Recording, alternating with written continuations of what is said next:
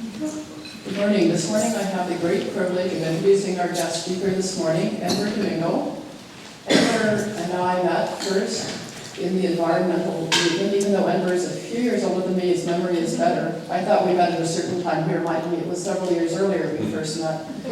We were working for an environmental cause, and then over the subsequent years our paths intermingled in a variety of ways, and we came to be working together in a community garden. And I think, Enver, it was probably during our tomato planting and weeding that I got to know a little bit more about Enver's life. And he shared with me that he had been born in South Africa during the Apartied era and had been very active in working to bring down that regime. And so I'm very honored to be able to introduce him this morning. He's going to share some of his story about his struggle for justice and his giving of his time, which is very apt for our theme today. Enver.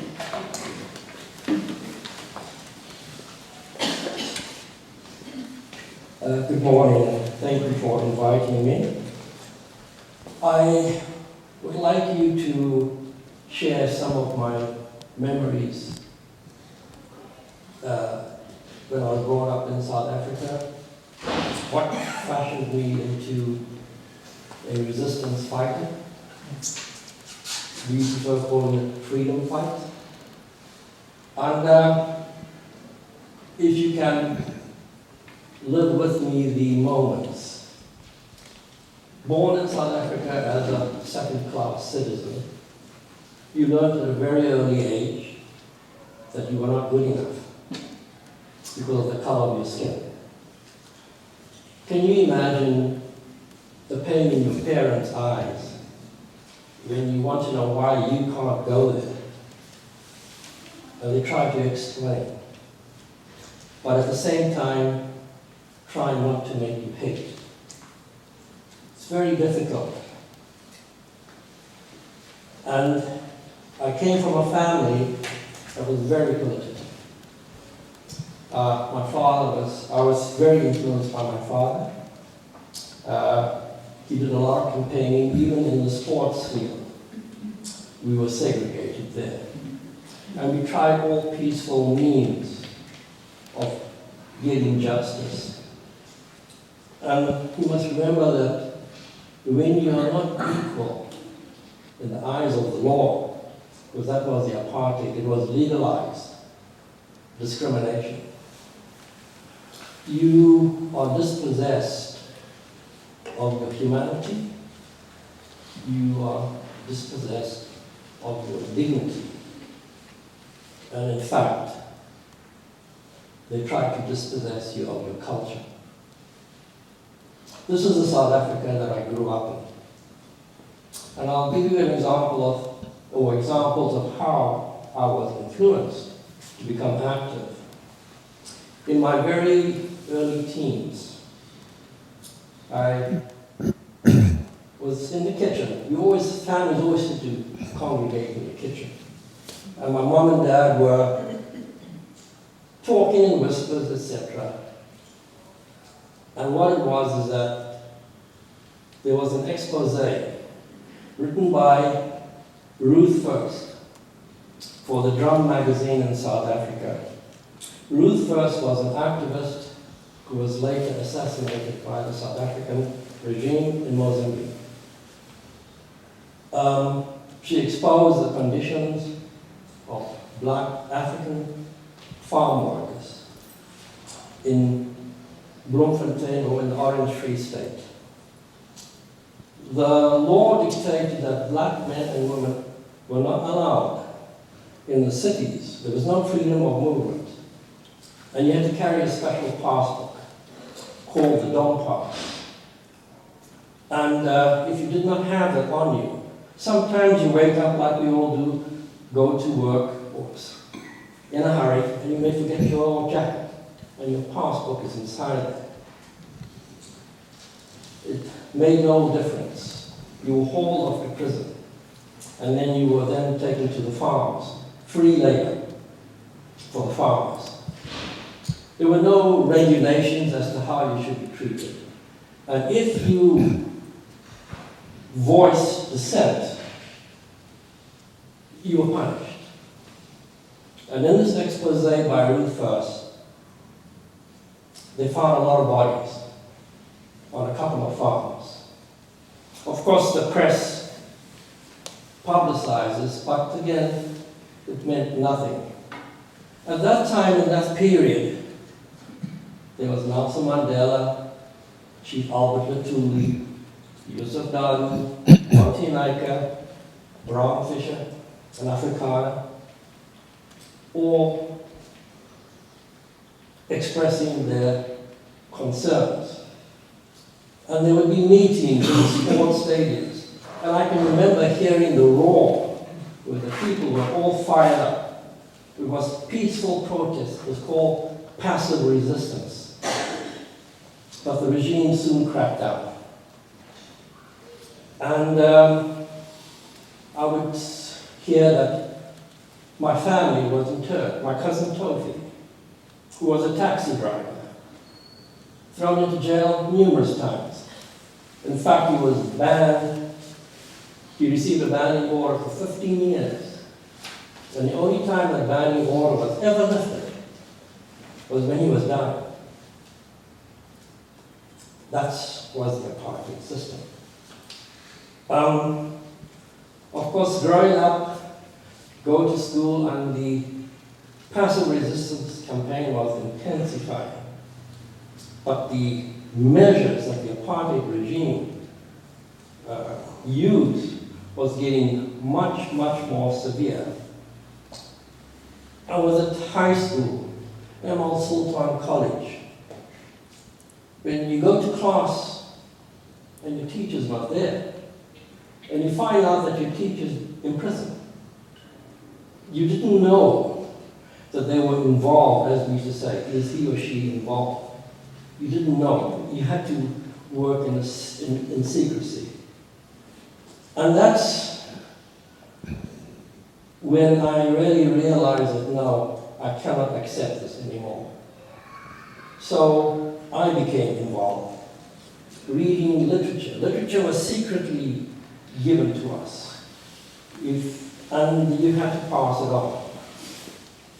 And you developed your political thinking as to why this happened to you. Why does this happen to everybody else? What can we do to change it? And what I did, then you develop your own methods of resistance. Not necessarily you've joined the underground movement. I was working in Johannesburg. I was working as a wage clerk. And that was the time of the 3-day campaign. Mandela, Lutuli, etc. called, okay, put down our tools. There's going to be a massive strike. In Johannesburg, one of my jobs or my duties in the employer's company was to stamp the passports. Remember I told you about every African man and woman had to carry this passport.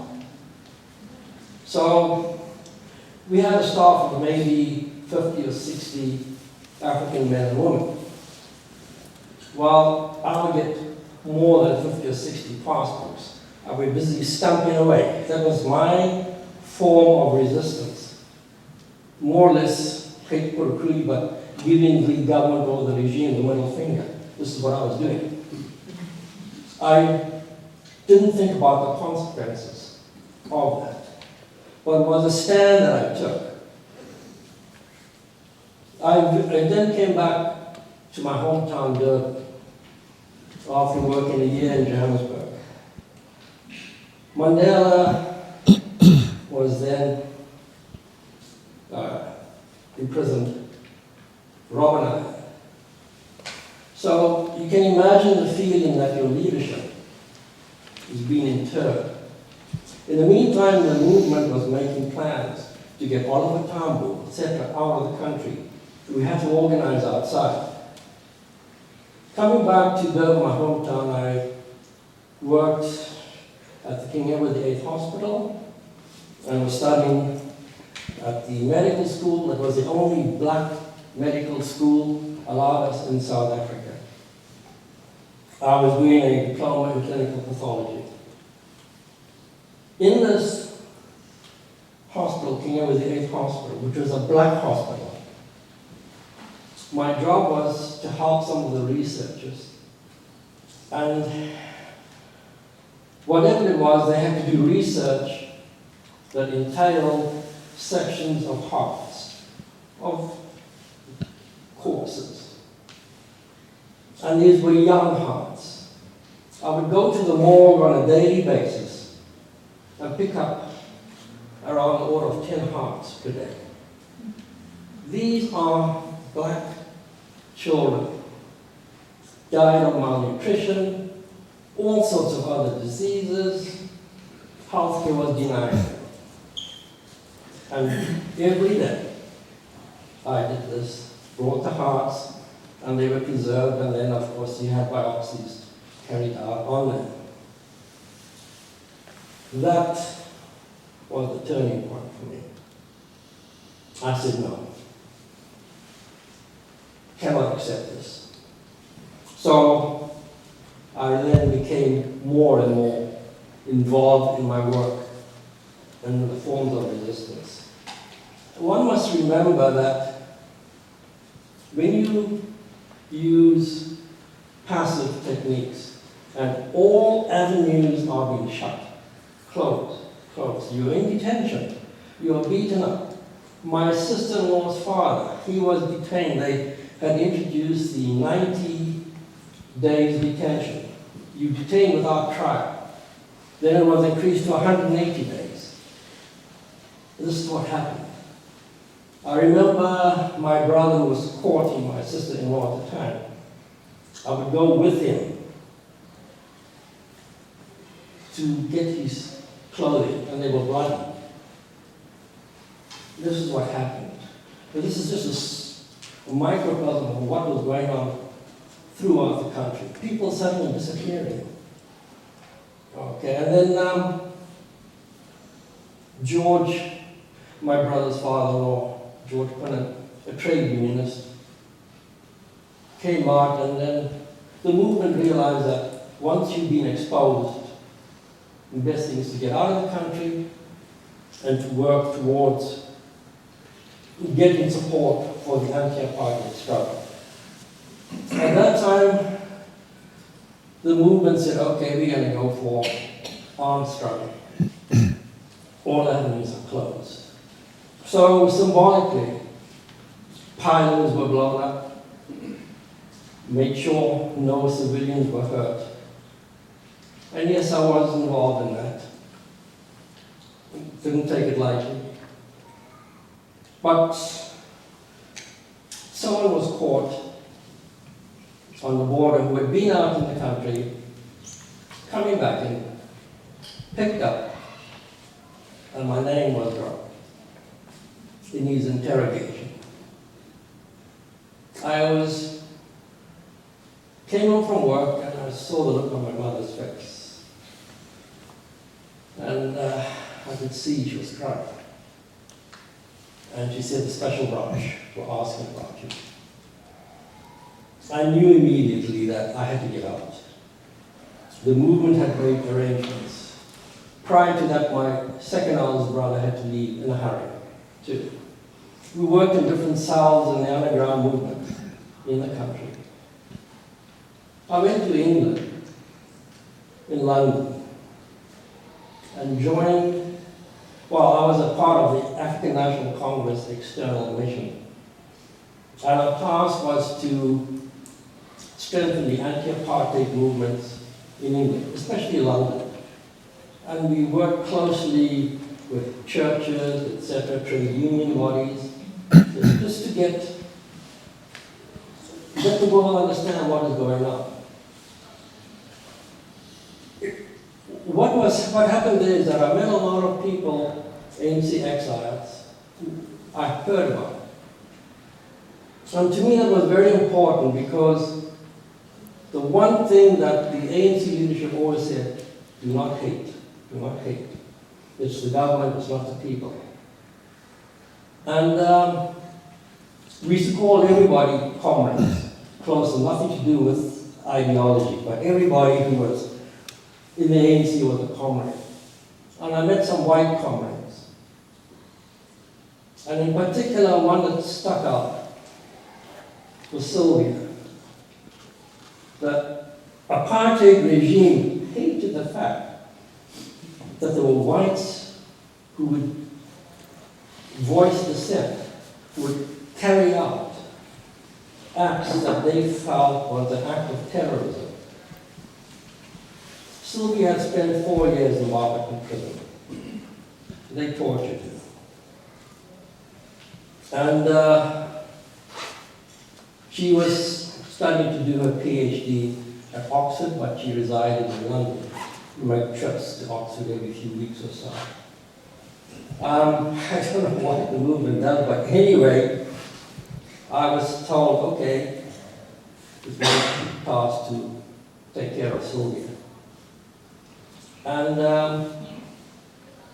it was very interesting 2 years watching her trying to get a PhD. I don't know whether she ever completed it because they had messed up her mind so much. It was unbelievable. And that is, so apartheid didn't just affect one body, it affected everybody who had opposed it. The apartheid regime didn't leave us alone, even when we were overseas. I remember one night, Sylvia and I were coming back from a meeting, and there was this white car following us, and this voice, broad South African Afrikaner accent. Sylvia, we're going to get you. And I never saw somebody so terrified. And I just wrapped my arms around her and said, it's okay, it's okay. This is what they did. Later on, they had even fired on the ANC officers in London. Not a word mentioned, they weren't apprehended, nothing. But we carried on. I then came here to Canada in 1972. Of course, I was part of the ANC external mission here. And also, I was a member of the South African Congress of Trade Unions. I was their representative. And the whole idea was to then get momentum in the anti-apartheid struggle in Canada. So there were various anti-apartheid movements set up. CCSA, Canadians Concerned About South Africa. There was Picklesuck, the Toronto Committee for the Liberation of South African Colonies. There was a whole slew of things. And we worked. At the same time, I was working and studying. So this is all like in a volunteer capacity. No payment for it, and I wasn't expecting that. And we were gaining momentum. Then word came through that a very close friend of mine, Dulcie September, who was the African National Congress representative in France, she was assassinated in Paris. We knew who the killers were. In fact, some of them came to Canada and tried to provoke us into taking some action. But we were told, no, no, no, you do not take your struggle in other people's countries. So fine. But that's the type of environment we were living under, even though we were in a safe country like Canada. Canada is my home today. But my late wife and I, every time we went out, I was told to look under my car, just in case. Because in Mozambique, Albie Sachs, whom I know very well, he's now the constitutional lawyer in democratic South Africa, lost his arm and his left eye, was opening the car door in Mozambique, in Maputo, and it went up. I saw footage of it on television, couldn't believe that he survived it. But still, and what is interesting, recently I read somewhere that he met the perpetrator of that deed and forgave him. So you have this whole mixture of feelings, etc. I was then supposed to go to a conference of trade unions. We were making headway. The British trade unions, the Ontario Federation of Labour came out with a resolution boycotting South Africa, divesting from South Africa, having sanctions applied. The BDS movement was very important for us, an important, peaceful tool, where Canadians and other overseas people participated, applying pressure on their governments to change course in their relationship with the apartheid regime. The day I was to go to the conference, a phone call came through an hour before my father passed away. I knew he was ill, but as a person in exile, couldn't go home. I mean, I could go home, but obviously I'd be interred. And I remember, what do? I can't go home. So you do what you're supposed to do. You carry on. Well, so I carried on. But it's heartbreaking, and try to put yourself in one situation where you say, well, how come this happened to you, but it's happening to everybody else too. And in our culture, the sons are supposed to carry the body of their father to the grave. It didn't happen. So anyway, we carried on. Things were picking up in terms of the anti-apartheid movement. What it was is that the strength of people like you, the churches, the pressure being applied, that what changed course, because the South African regime was in trouble financially. They had overexpended themselves. And when you apply pressure, and when you apply sanctions, that hits them.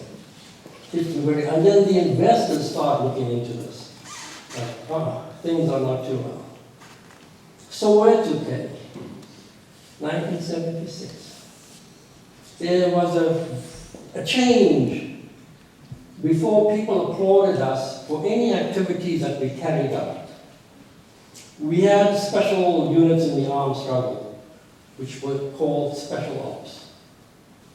They would go into the country, or be in the country, and carry out acts. There was one time when the nuclear facility was attacked, Cuba, just to let the regime know that we are here. And no matter what you do, we played their own game. The racists that they are, any car coming through into a sensitive area, as long as you had a white face, you were okay. You produced your identity, and we had a lot of South Africans who were classified white, and they were part of our special operations units. So we would do that, and then people applauded that. But it was like a soccer stadium, and you have two teams playing, and they in the stadiums. So where to change that? They became the players. There was a different ball game altogether. I shouldn't say ball game, but we realized that the youth had it. Enough is enough, they said. We're prepared to be shot. Doesn't matter. We'll come again and again and again. And our concern was the gulf between the so-called races was widening. And I remember the late Oliver Tambo saying, we must be very careful because sometimes signals are sent that the other side wants to talk to you. And we shouldn't be that far apart. If there's dialogue, we will participate. So that was a change. What happened though is that inside the country, there was a movement called the United Democratic Front. It consisted of churches, old activists. They said, we don't care anymore. and the youth. And in collaboration with us, the African National Congress, we said we're going to make the country ungovernable. And we did. There were all sorts of acts taking place, peaceful, non-peaceful, and the army was all over. They didn't know what to do. And their supporters in the different countries realized that the time was coming close. But our fear again was, we do not want to have an explosion. South Africa, as our Freedom Charter says, belongs to everybody, black and white. And we would not be swayed from that. And so what happened then is that the Commonwealth countries, and in particular I remember, I think it's Father Reverend Ted Scott, played a very important role in fashioning the policies towards change in South Africa. They met with Nelson Mandela, because he was now, he was then from Robben Island to Portsmouth because he was very ill, so they were scared that if something happened to him, the whole power cleared. That's it. And we had a policy, and that's important for you to know, is that in many other countries you have people interred, etc. Always put in the face to a name and know something about it. Never, because the oppressors always regard you as a number, but when you, as an outside influence, attach a name to that person, know something about the person, they then are somebody. And it's difficult for an oppressor to just do away with you because of repercussions. And the pressures that you apply on your own government, that itself tries to make things easier for people resisting. It makes you feel that the world cares. Because there were many times I said, well, who's looking out for us? Nobody. You become despondent. But when you read about acts or this country's doing that, this, that, and the other, there's hope. And you can't give that up. Then I was asked to go down to Lusaka. We had a big conference. There were people coming out from South Africa. And I knew it. Okay. This is the final push. Which way do we go? And we said no. We would pursue a peaceful course. We invited anti-apartheid movements from overseas as well. But at the same time, the armed struggle was still there as a backup. In the meantime, talks were taking place. Thabo Mbeki, Yusuf Fahad, etc. I know them. Thabo was the one who went to me when I left South Africa to go to England to make sure I was kosher. And anyway, the intellectuals in South Africa, Afrikaners, non-Afrikaners, all, they were meeting. And we realized we had a lot in common. And don't fear us, and we won't fear you, but we've got to have a common ground. And then Mandela was released. And of course, everybody, the ANC was unbanned. I remember the morning that the ANC was unbanned, a telephone call came through. Well, prior to that, Yusuf and Aziz Fahad, who was Thabo at the talks, Yusuf said to me, oh, by the way, you'll be home next Christmas. I said, yeah, sure. And it was February or so of that year. Word came out that the African National Congress was unbanned, and Mandela was soon to be released. I remember waking my wife up and said, I can go home. It's a feeling, I don't know how to explain it. It's like the air's taken out of me. like, really, is this happening? Pinch me. And yes, so as you know, then we went, South Africa was in a democratic country, but there was a lot of things taking place. There was a third force in the country determined that there was going to be racial conflict. And I was asked to go down and work with some of the intelligence of the former Apartied Regime. Because I used to be with the African National Congress intelligence. And I went there, and it was unbelievable that they were just as incompetent as we were. I burst out laughing because they had to take me to a safe house. Because even within the special branch over there was the intelligence and the military, there was division. And it was our task to convince them that no, we are okay.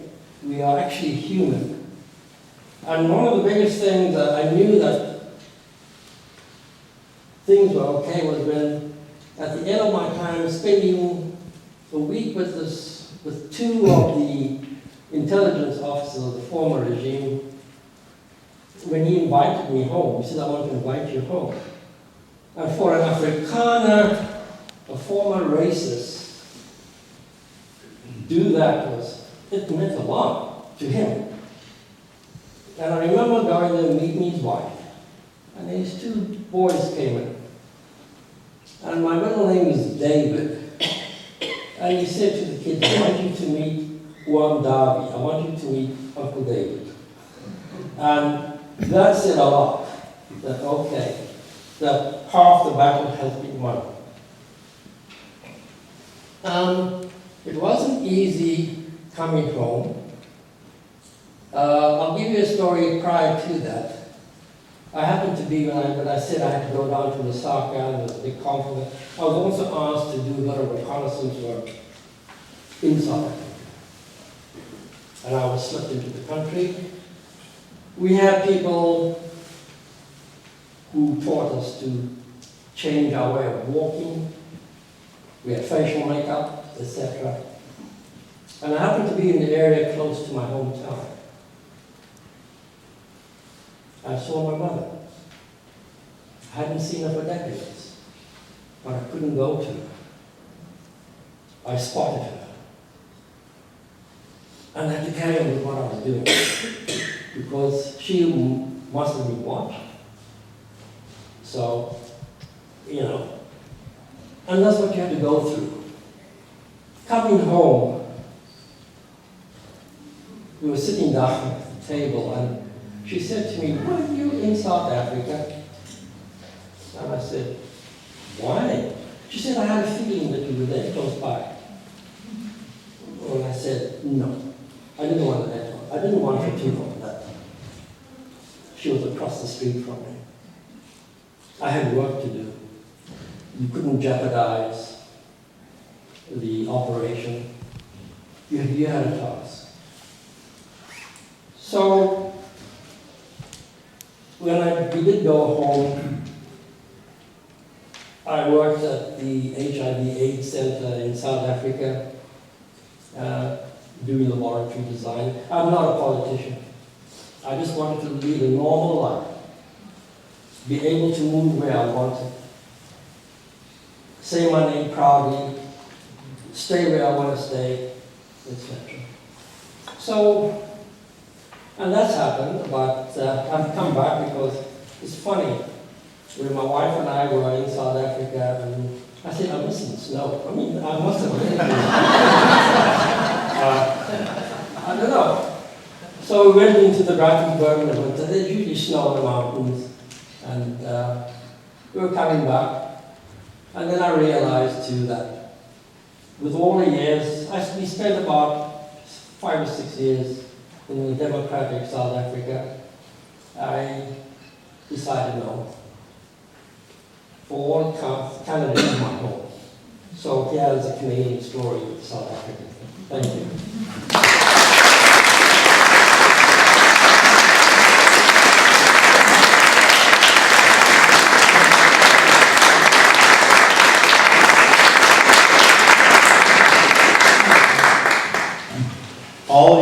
do is live a normal life. Well, this is what we do here, isn't it? We live a normal life. We have no concept of what it must be to live in a situation where you have no human rights. There are very few Canadians, I think, also that have had the experience of being single-minded in their devotion and work and struggle for justice in such a way that you give up everything, including your family. It is so foreign to us. Even if a quarter of us were to learn what that kind of single-minded commitment would do to change the nature of our own society and the world. Your story is an extraordinary one, and you don't look like someone who would do that. Soft-spoken person that you are. But we appreciate your presence very much on this day. Following our service today, Susan will speak about this later. We'll have an opportunity to write letters on behalf of Amnesty International for people who are imprisoned around the world and are prisoners of conscience. So we'll talk about that in just a few minutes. Thank you.